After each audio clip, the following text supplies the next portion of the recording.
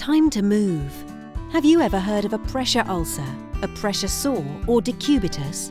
You are lucky if you haven't. This is a severe injury of the skin and underlying tissues caused by sustained pressure and shearing forces.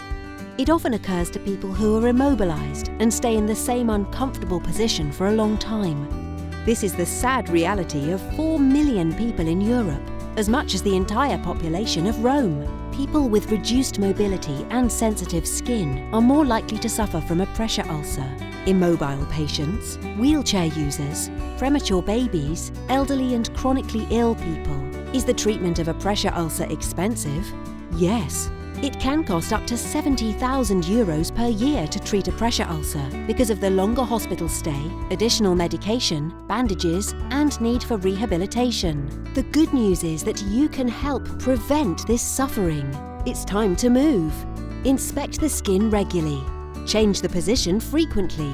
Use supporting materials. And don't forget, healthy food habits will help prevent pressure ulcers.